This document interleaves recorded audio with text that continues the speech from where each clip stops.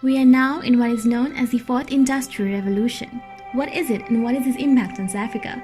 To move forward, we must first look back. The first industrial revolution gave us steam engines. South Africa fell behind in this revolution with installing the first steam train 60 years later. The second industrial revolution began in the 19th century with the discovery of electricity and the assembly line production. South Africa here was mainly spectators. The third industrial revolution saw the introduction of automation and the semiconductor chip. South Africa is still adjusting to this revolution. Now we are living in the fourth industrial revolution, or 4IR. 4IR is about the convergence of people and machines. The machines can understand our language and recognize our faces. 4IR is driven by technologies like the Internet of Things, which means that everything around you can be connected to the Internet, and artificial intelligence, which is the ability of a machine to think and learn by itself. This combined can give us things like a self-driving car or a smart city.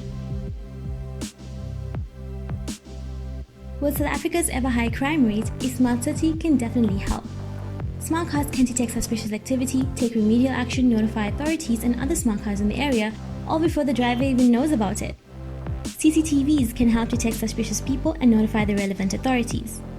4IR offers an easier way to do things. It does menial tasks for us, and this will improve productivity, which will help South Africa's GDP.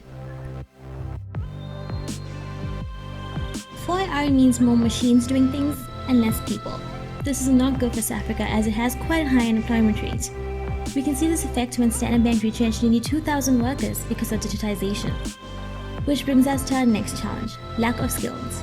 A lot of schools still function on a worksheet and memorization testing basis, which does not encourage students to learn about technology and the world, and to be ambitious and learn new things. Another big challenge is the lack of connectivity.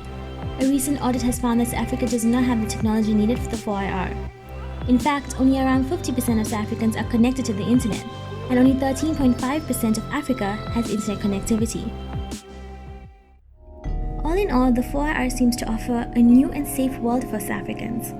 But there has been more cheerleading talk about the 4IR rather than steps to implement it.